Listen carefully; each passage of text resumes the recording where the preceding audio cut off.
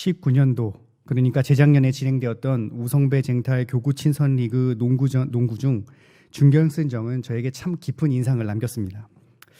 당시 제가 맡고 있는 이 신해교구는 이미 1등에서 이 결승전에 확정된 상태라 저는 아주 느긋하게 2, 3위전을 보고 있었는데, 그런데 두 팀의 격차가 너무나 큰 나머지 모두들 다 2위 팀이 크게 이길 것을 예상했고 1, 2쿼터의 초등부와 여자부가 그 예상을 벗어나지 않고 이미 20점 차로 벗어나 그렇게 싱겁게 끝나는 듯 했습니다. 그런데 이게 웬일입니까? 3쿼터 청년대학부가 시작되더니 뒤처지고 있는 팀에서 연일 스틸과 함께 골을 넣어 격차를 점점 줄여가며 분위기를 타다가 이 연속 3점 슛들 등을 말도 안 되게 역전에 성공하여 오히려 4쿼터가 시작하기 전 8점 차 리드를 장년부에게 남겼습니다. 대망의 4쿼터 장년부가 시작되고 당연히 2위 팀 전력이 더 좋았기에 충분히 역전할 수 있겠다라고 싶었지만 이 아무래도 3쿼터의 분위기가 정말 컸던 나머지 계속되는 실수와 예성의 선전으로 인하여서 경기는 점점 가면 갈수록 접전이 이어졌습니다. 그나마 2위 팀의 에이스였던 한 집사님이 고군분투한 결과 그래도 끝까지 쫓아갈 수 있었던 것 같습니다. 그리고 이제 남은 시간은 딱 20여 초, 2점 차 뒤지고 있었기 때문에 2위 팀의 이 마지막 공격이 성공하느냐에 따라서 역전이 될 수도 또 연장전에 갈 수도 있는 그러한 상황이었습니다. 그런데 여기서 참 흥미로웠던 점은 코트 위에 이 공격팀의 에이스 집사님을 모두가 다 쳐다보고 있었다는 점입니다. 무언가 작전을 통해 조금 이렇게 다른 방법을 통해서 다른 사람에게 공격할 수 있는 방법도 있었겠지만 20초밖에 안 남은 상황에서 준결승전이다 보니 자신의 팀원들부터가 벌써부터 에이스 집사님만 바라보고 있으니 이 상대편에서도 누가 공격할지를 이미 짐작할 수 있었던 것입니다. 그리고 그런 시선에 부응하듯 이 집사님은 신속히 패스를 받아 현란한 드리블을 선보이며 딱 3초를 남겨두고 멋지게 3점 슛을 쐈으나 아쉽게도 볼이 링을 맞고 나와 패배해버리고 말았습니다. 아주 짧은 몇 초에 인해 팀의 승패가 결정되는 절체절명의 순간 속에 한 사람을 바라본다는 것, 그것은 단순히 바라본다는 것 그 이상의 의미가 있습니다. 이는 그 사람이 어려운 순간 가운데서 팀을 승리할 수 있을 것이라는 믿음이 뒷받침되는 강한 신뢰입니다. 다만 그런 신뢰를 보이더라도 사람은 그 신뢰에 부응하여 성공할 수도 있지만 반대로 실패할 수 있는 한계를 지났다는 점입니다. 오늘 본문을 보시면 시편에서도 바로 바라볼 대상을 정해주고 있습니다. 본문에는 인생은 허망하다고 했고 재물은 허망하지 말고 재물이 늘어도 그것을 마음에 두지 말라라고 조언하고 있습니다. 즉 세상에 있는 것들은 화려하고 대단해 보이고 또 대단해 보일지만 실패할 수 있기에 바로 의지할 대상이 아님을 말하고 있습니다. 오직 바라보고 의지할 것은 하나님이시라고 말하고 있습니다. 본문은 계속해서 거듭되게 오직 하나님만이 유일하게 의지할 뿐임을 고백하고 선언하고 있는데, 그렇다면 우리는 인생을 살아가며 우리가 눈으로 볼 수 있는 권력과 물질, 명예 등의 수많은 요소가 아닌 왜 오직 하나님만이 우리가 바라보아야 할 대상이 되시는 것입니까? 저와 여러분은 이 시간 집사의 헌신 예배를 맞이하여 본문의 말씀을 통해 성도는 왜 하나님만을 바라봐야 하는지를 그 이유를 함께 상고해 보고자 합니다. 첫째로 구원이 그에게서 나오기 때문에 성도는 하나님만 잠잠히 바라봐야 합니다. 1절부터 4절까지의 말씀을 함께 합독하겠습니다. 나의 영혼이 잠잠히 하나님만 바라며 나의 구원이 그에게서 나오는도다. 오직 그만이 나의 반석이시요 나의 구원이시요 나의 요새시니 내가 크게 흔들리지 아니하리로다. 넘어지는 담과 흔들리는 울타리같이 사람을 죽이려고 너희가 일제히 공격하기를 언제까지 하려느냐. 그들이 그를 그의 높은 자리에서 떨어뜨리기만 꾀하고 거짓을 즐겨하니 입으로는 축복이요 속으로는 저주로다. 아멘. 본시의 저자로 예상되는 다윗의 이러한 고백은 그의 아들 압살롬의 반란으로 인해 궁을 떠나 이 요단 동편에 마하나임으로 피신했을 당시에 쓴 시로 추정됩니다. 사울 왕에 이어 또다시 도망자의 신세가 된 그의 심정이 어떻겠습니까? 대단히 낙심과 좌절에 빠질 수밖에 없었을 것입니다. 그래서 다윗은 3절에 자신을 두고 표현하기를 넘어지는 담과 흔들리는 울타리 같은 사람이라고 표현했습니다. 그는 악한 인간들로 인하여서 고난을 겪고 주변 사람들에게 벌면당하여 의지할 곳이 없어서 정신적으로나 육체적으로나 연약해지다 보니 금방이라도 넘어질 것 같은 담과 흔들리는 울타리처럼 기진맥진해 있었습니다. 그러므로 곧 무너질 위기에 처해 있던 것입니다. 그리고 그 위기가 끝나지 않은 것은 이러한 상황, 그야말로 연약하고 어려운 상황 가운데서도 여전히 다윗을 무너뜨리려는 온갖 악행을 저지르는 원수들이 있었기 때문입니다. 그들은 자신의 정치적인 입지를 다지기 위해 사절에 나타난 대로 그가 가진 지위와 명예, 존귀함을 떨어뜨리기 위해서는 온갖 음모를 꾸몄고 이를 위해서 거짓으로 모함하기를 서슴지 않았으며 앞에서는 축복을 빌어주는 것 같아 보이지만 마음속으로는 시기와 질투심의 저주를 쏟아내는 자들이라 했습니다. 그러니 자신을 완전히 무너뜨리기 위해 온갖 방법을 통하여 공격하는 원수들로 인해 그는 그야말로 구원이 필요한, 의지할 곳이 필요한 상황까지 내몰리게 된 것입니다. 그러나 이러한 위기 속에서도 그는 두려움과 불안에 덜덜 떨어하지 않았습니다. 오직 그의 입술에 나온 말은 우리가 읽었던 것처럼 바로 하나님만 잠잠히 바라보겠다라는 고백이었습니다. 여기 1절을 보시면 참 재미있는 점은 동사가 없습니다. 그래서 원문으로 해석해 본다 한다면 오직 하나님, 잠잠히, 나의 영혼, 그로부터 나의 구원이라는 마치 단어의 나열식이 됩니다. 이것은 그가 하나님을 바라봄과 동시에 구원이 하나님께로부터 나온다는 것을 매우 강조하기 위함이었습니다. 그러니까 아기가 저희 둘째가 2살인데 배가 고프면 뭐 동사고 뭐고 이런 걸 할 수 없지 않습니까? 그저 맘마 이 한 단어를 표현했을 때 그것이 전부지만 그 메시지가 엄마나 아빠에게는 더 강렬하게 전달되는 것처럼 바로 다윗은 이렇게 두렵고 낙심되는 위기 가운데서도 내가 살 수 있는 길이 무엇인가라고 자문해 보았을 때 그는 자연스럽게 하나님을 떠올렸고 잠잠히 바라본 결과 구원이 하나님께로부터 나옴을 확신했던 것입니다. 그러니 자연스럽게 2절의 고백이 따라오는 것 아니겠습니까? 여기 반석과 요새는 어떠한 풍파와 같은 위기 가운데서도 흔들리지 않고 서 있을 수 있는 곳을 말합니다. 즉 다윗은 사랑하는 장남 압살롬의 반역으로 인하여서 변방으로 쫓겨와 언제 추적자가 쫓아올지 모르는 이 절체절명한 순간 속에서도 바로 다른 이가 아닌 나의 하나님께서 친히 반석과 요새가 되어주사 나를 살려주실 것을 믿어 의심치 않았습니다. 그러니 그의 입술에 나오는 것은 오직 내가 잠잠히 하나님만 바라봅니다라는 구원의 주체가 되신 하나님을 분명하게 고백할 수 있었던 것입니다. 최근 들어 재난 영화가 참 많이 나오는 것 같습니다.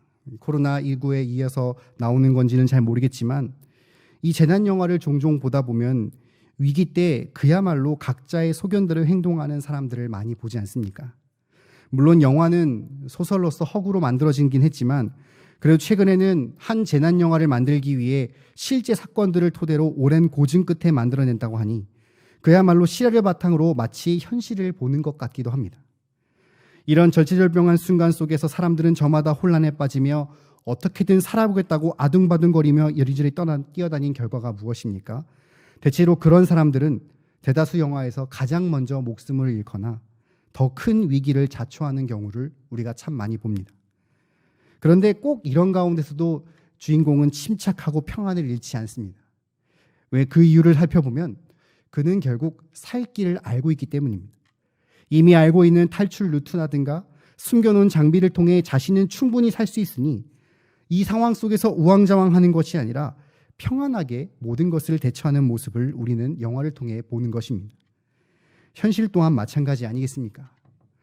우리는 거친 파도를 향해 나가는 이 인생길에서 위기와 역경을 겪을 때가 있는데 그럴 때 우리의 마음이 평안하기는 사실 쉽지 않습니다.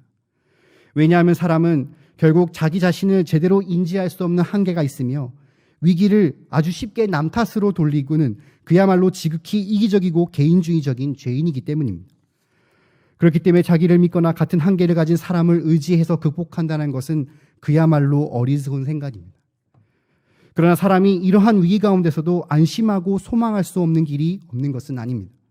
바로 우리 성도들에게 부여된 그야말로 안심하는 방법, 바로 오늘 본문이 말한 것 같이 우리는 이러한 위기 때에 곧 하나님만 잠잠히 바라보면 되는 것입니다. 그 하나님이 바로 우리를 완벽하게 살리실 수 있는 구원자이시기 때문입니다. 그 구원자 하나님께서는 나보다 나를 더 잘 아시고 바로 우리가 어떠한 어려움을 겪으시니 다 아시며 작은 신음소리까지 들으시고 마음의 소원에 응답하시는 분이십니다. 그러니 어찌 우리가 하나님을 바라보지 않을 수 있겠습니까? 갑작스레 오는 여러 인생과 시련의 위기 속에서 정말 잠잠히 바라보시는지 나 자신을 한번 돌아보시기 바랍니다. 왜 나에게 이런 일이 닥쳤는가 하고 불만을 터뜨리시지 않습니까? 정말 하나님 나에게 이러실 수 있습니까? 라고 하나님을 감히 따지는 행동을 하지는 않습니까? 어떤 일에서든지 일희일비하는 시끄러운 세상 사람들과 별반 다름없는 행동이 아닌 정말 오히려 그 위기 속에서도 조용히 잠잠히 하나님만 바라보신다면 반드시 구원을 하시고자 하는 하나님의 뜻을 듣고 깨달으시는 성도님들 되시기를 간절히 바랍니다. 우리의 삶에 흔들리는 울타리처럼 불안하고 넘어질 위기에 처해 있다 할지라도 나약해지거나 불평, 원망의 죄를 범하지 말고 오직 하나님만 잠잠히 바라보심으로써 구원을 체험하시는 경향의 성도님들 되시기를 간절히 바랍니다. 둘째로 소망이 그에게서 나오기 때문에 모든 것을 간구하며 하나님만 바라볼 수 있습니다. 5절부터 8절까지의 말씀을 함께 합독하겠습니다. 나의 영혼아 잠잠히 하나님만 바라라. 물은 나의 소망이 그로부터 나오는도다. 오직 그만이 나의 반석이시요 나의 구원이시요 나의 요새시니 내가 흔들리지 아니하리로다. 나의 구원과 영광이 하나님께 있으며 내 힘의 반석과 피난처도 하나님께 있도다. 백성들아 시시로 그를 의지하고 그의 앞에 마음을 토하라. 하나님은 우리의 피난처이시로다. 셀라. 아멘.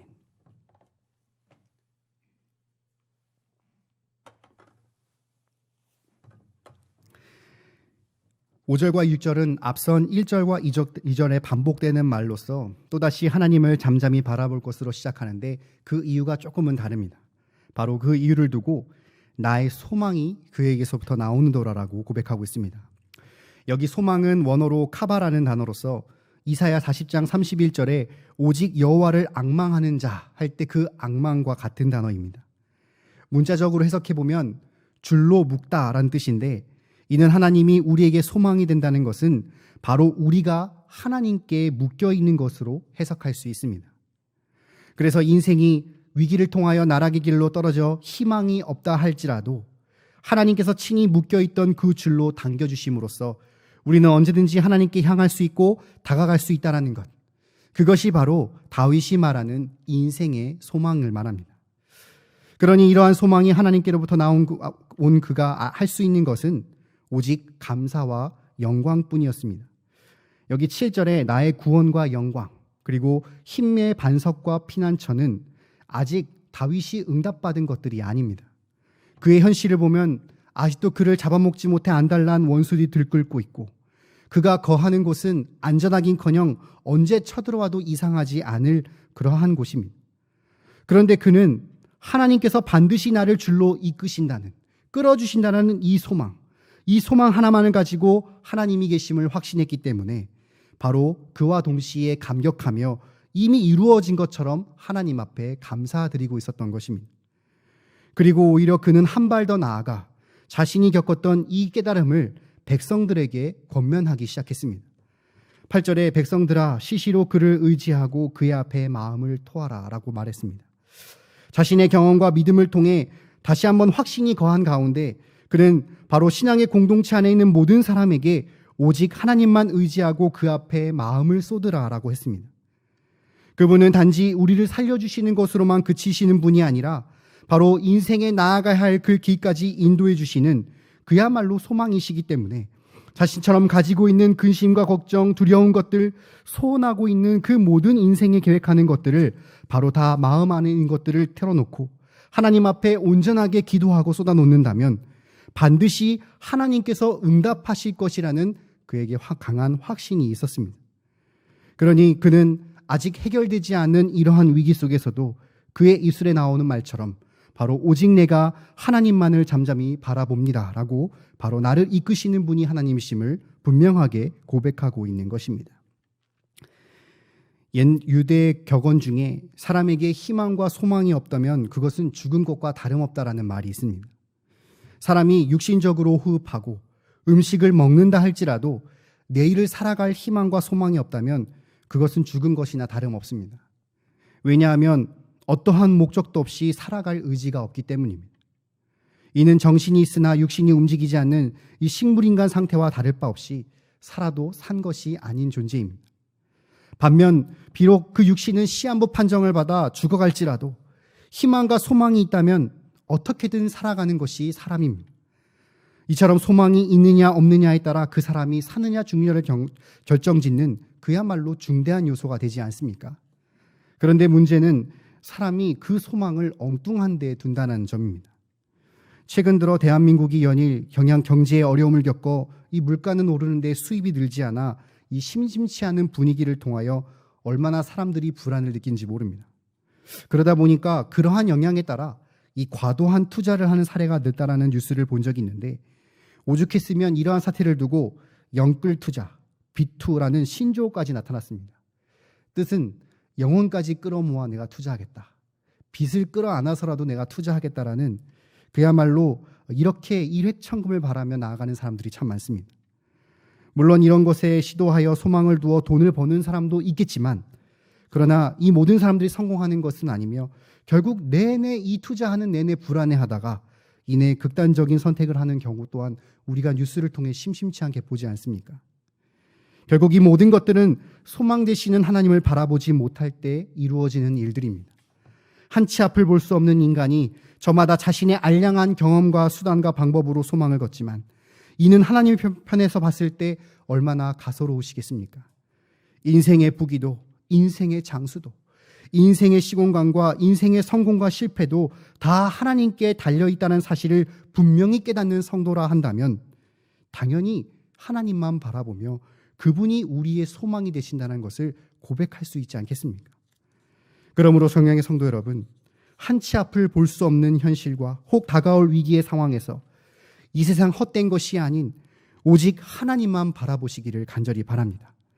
반드시 이러한 상황 속에서도 나를 올바로 인도해 주시는 소망 되신 하나님이 분명히 있다는 것을 깨달아 그분을 의지하시고 자신의 모든 것, 그 안에 있는 모든 내용들을 기도로 간구하시기 바랍니다. 하나님께서는 그 기도의 제목을 조금도 바닥의 땅에 흘리지 아니하시고 다 들으시며 하나님이 원하시는 그 선한 뜻에 따라 반드시 응답하실 것입니다. 한치 앞을 볼 수 없는 늘 불안한 현실 앞에서 헛된 소망을 품지 말고 오직 하나님을 의지하고 그 앞에 나의 모든 마음을 쏟아 기도로 간구하심으로써, 그리고 하나님만 바라보심으로써 그 기도의 응답을 받아 올바른 길로 이끄시는 역사를 체험하시는 경향의 성도들 되시기를 간절히 바랍니다. 셋째로, 주권적 심판이 그에게 달려있기 때문에 성도는 가치 있는 인생을 살며 하나님만 바라볼 수 있습니다. 9절부터 12절까지의 말씀을 함께 합독하겠습니다. 아, 슬프도다. 사람은 입김이여 인생도 속임수이니 저울에 달면 그들의 입김보다 가벼우리다. 포악을 의지하지 말며 탈취한 것으로 허망하여지지 말며 재물이 늘어도 거기에 마음을 둘지 말지어다. 하나님이 한두 번 하신 말씀을 내가 들었나니 권능은 하나님께 속하였도다 하셨도다. 주여, 인자함은 주께 속하였으니 주께서 각 사람이 행한 대로 갚으심이니이다. 아멘.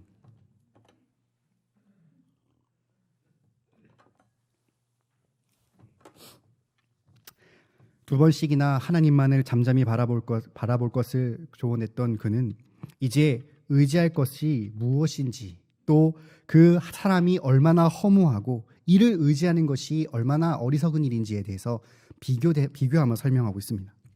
여기 9절에 사람은 개역 한글로 본다면 천한 자라고 되어 있고 인생은 높은 자라고 되어 있습니다.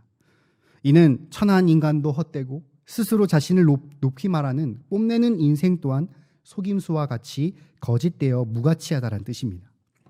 다윗은 마치 한 번 불면 이내 곧 사라져버릴 입김처럼 가볍고 사라지는 존재가 바로 사람임을 고백하고 있습니다. 그러므로 사람을 의지하는 것이 얼마나 어리석습니까?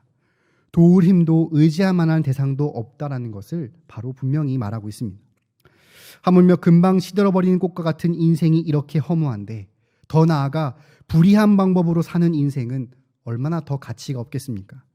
10절에 포악을 의지하지 말며 탈취하는 것으로 허망해지지 말며 재물이 늘어도 거기에 마음을 두지 말지라고 했습니다.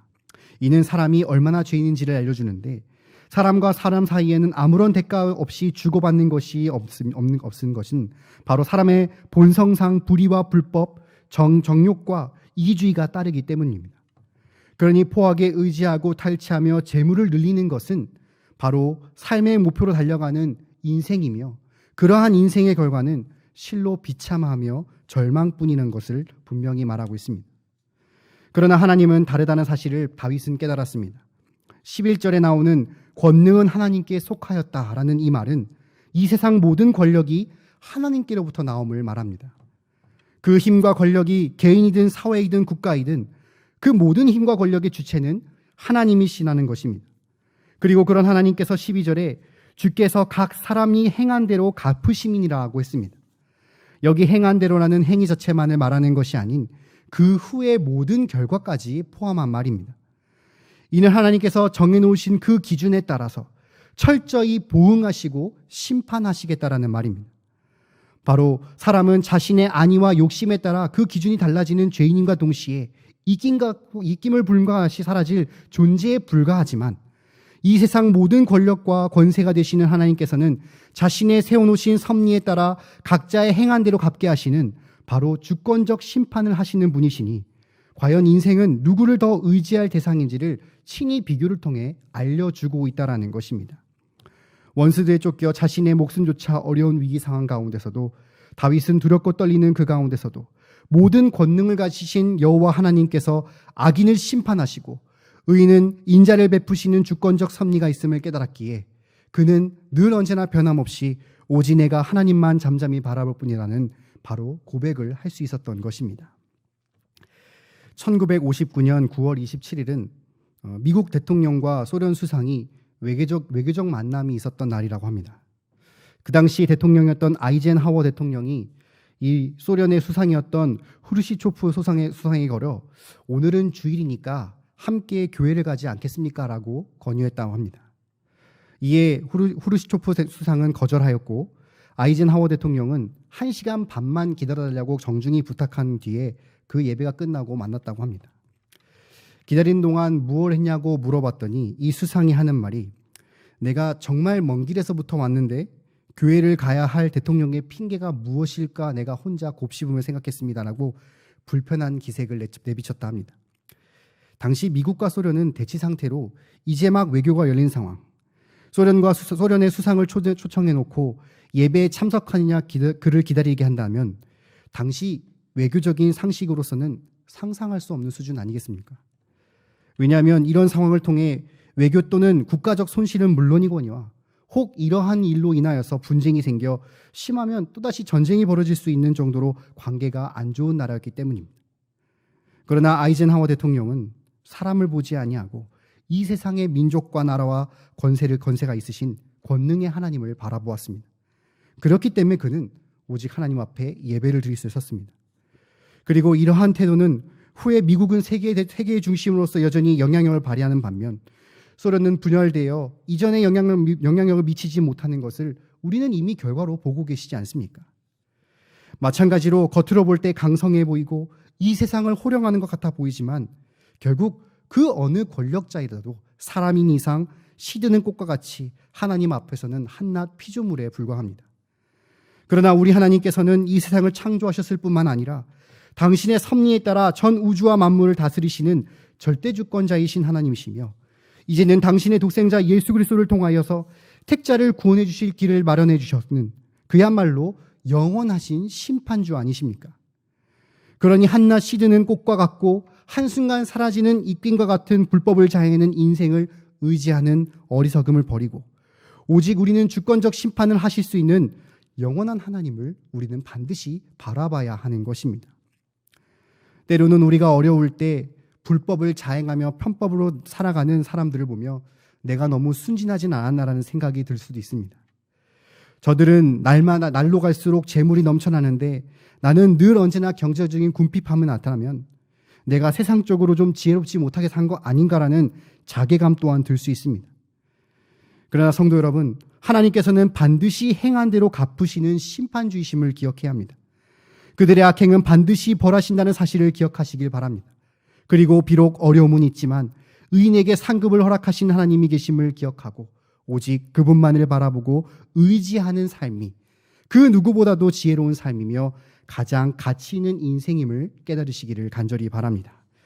한순간 사라질 입김과도 같은 사람을 의지하는 무가치한 인생이 아닌 모든 것을 주관하시고 다스리시만 훗날 심판하신 심판주 하나님을 굳게 의지하고 바라보심으로써 그 어떠한 인생보다도 지혜롭고 가치 있는 인생으로 살아가시는 경양의 성도님들 되시기를 간절히 바랍니다. 사랑하는 경양의 성도 여러분, 그리고 헌신을 다짐하시는 집사회원 여러분, 이 시편은 늘 읽을 때마다 참 재미있는 것이 죄에 대한 슬픔과 회의가 있고 국가적 재난과 개인적 고난을 담은 이 탄식과 애통도 있습니다. 또 회개와 복, 감사의 노래도 있고 무엇보다도 원수에 대한 심판과 반드시 의인을 회복하겠다는 소망과 믿음의 확신 또한 있습니다. 그러니까 이 땅에 살아갈 수 있는 성도들이 다 체험할 수 있는 인생사가 존재하니 이는 기가 막히게도 오늘날 우리 성도의 삶에도 적용되고 투영됩니다. 현재 코로나와 같은 재난과 나 자신의 범죄, 주님 앞에 회개하고 주신 복을 누리는 삶, 드리는 감사가 있다면 예수를 믿는 것만으로도 핍박과 비난을 받고 더 나아가 성도에게 오는 고난 등의 인생의 역경 또한 존재하지 않습니까? 그런데 본문은 하나같이 이러한 역경을 겪는 인생에게 오직 하나님만을 바라볼 것을 아주 강하게 권면하고 있는 것입니다. 특별히 경양의 귀한 장립집사로 장립받아 세움을 받으신 우리 집사회 회원 여러분, 여러분들은 이 말씀을 가지고 결코 더더욱 뒤를 돌아봐서는 안 됩니다. 뒤를 돌아본다면 결국 실패에 대한 결과와 짙은 후회로 인생은 절망하고 낙심할 뿐입니다. 여러분들은 주위를 돌아봐서도 안 됩니다. 우리 주변에는 온갖 교회를 비방하고 비난하고 또 죄의 유혹이 있으며 이에 따라 넘쳐나는 역경의 파도가 흉흉하기 때문입니다. 특히나 사람이 모든 것을 할 수 있다 생각하여 모든 것을 계산해 놓으며 앞을 내다보지 말아야 합니다. 당장 한치 앞을 볼 수 없는 사람이 아무리 지혜롭게 계획을 세운다 한들 하나님의 뜻을 알 수 있을 리가 만무하지 않습니까? 그렇기 때문에 더더욱 우리는 오직 하나님만을 바라봐야 하는 것입니다. 그분만이 나를 살리신 구원이 되시기 때문입니다. 그분만이 험난한 인생길을 바르게 인도해 주실 소망이시기 때문입니다. 그분만이 악인을 벌하시고 의인을 상 주시는 주권적 심판을 하실 수 있는 심판주이시기 때문입니다. 마라톤 선수들이 42.195km라는 그 긴 거리를 뛰며 단 한순간도 뒤를 돌아보거나 옆 사람을 신경 쓰거나 미리 계산하지 아니하고 정말 그저 앞만 보며 힘차게 달린 것과 같이 우리는 오직 하나님만을 바라보고 그분이 원하시는 뜻대로 지혜롭고 가치 있는 인생으로 그 여정길을 계속해서 걸어가야 하는 것입니다. 주신 말씀처럼 불의한 사람과 물질을 의지하는 죄를 범하지 아니하고 우리 구원주이시며 소망이시고 심판주 되시는 여호와 하나님 그분 한 분만을 잠잠히 바라보고 의지하심으로써 이 땅에서 그 어떠한 인생보다도 가치 있고 늘 언제나 승리하는 인생을 살아가시는 경양의 성도님들 되시기를 주님의 이름으로 축원합니다.